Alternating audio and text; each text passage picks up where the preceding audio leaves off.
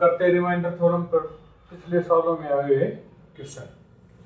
तो ये है 1234, 12,345, 2378 को अगर हम 9 से विभाजित करेंगे तो शेषफल क्या आएगा, ये क्वेश्चन है। तो इसे हमें 9 से डिवाइड करना है। तो 9 का डिविजिबिलिटी रूल क्या कहता है, 9 से वह संख्या विभाजित होती है पूरी जिसके अंकों का योग 9 से विभाजित हो। 1234 में अंकों का योग कितना है, 3, 3 6 और 4 10।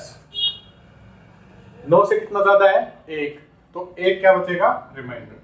अगर हम इसको 9 से करेंगे तो रिमाइंडर यहाँ पे कितना बचेगा, 1। ऐसे ही यहाँ पे इनके अंकों का योग कितना है, 3, 3 6 10 और 5 15। अगर 15 को 9 से भाग करेंगे तो रिमाइंडर कितना आएगा,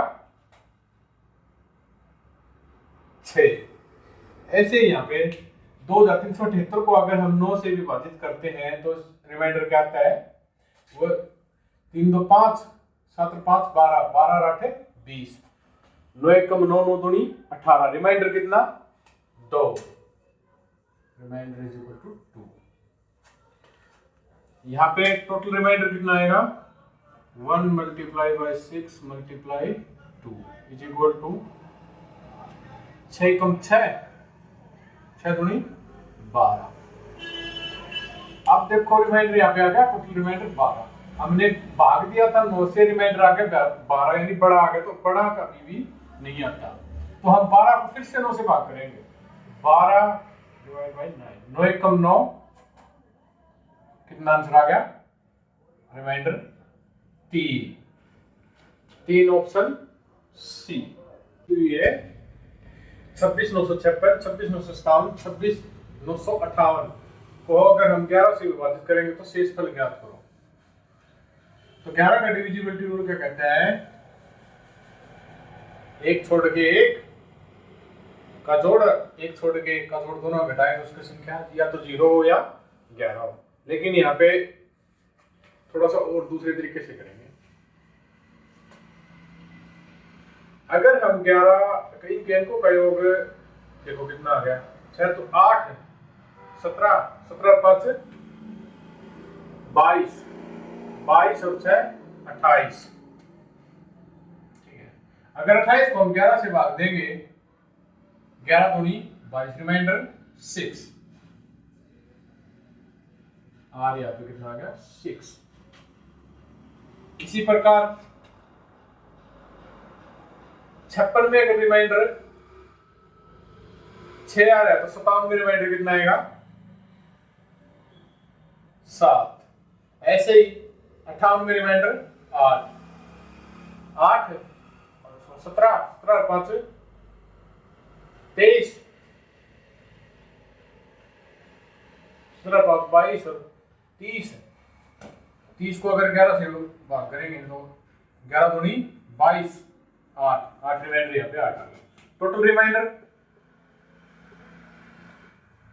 6 मल्टीप्लाई बाय 7 8, 6 7 42 गुणा में 8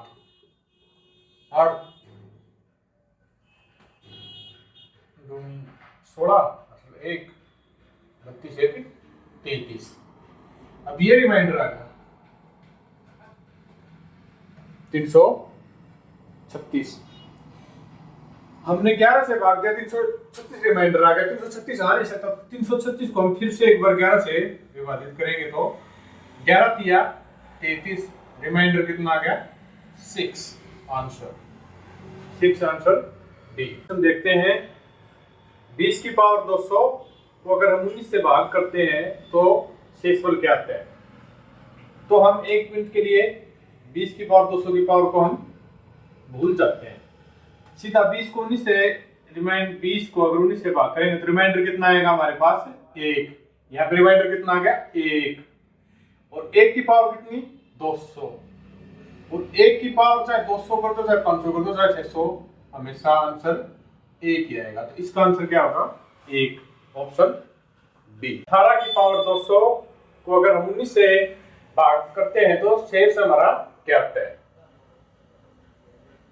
200 को 1 मिनट के लिए भूल जाते हैं। 18 को अगर 19 से भाग करते हैं तो रिमाइंडर माइनस का 1 आता है, और -1 आ गया हमारे पास रिमाइंडर, और उसकी पावर हमारे पास कितनी है 200। -1 की पावर अगर सम है तो यह माइनस प्लस का हो जाता है। यहाँ पे आंसर कितना आ गया फिर 1, क्योंकि 1 की पावर 200 क्या है सम।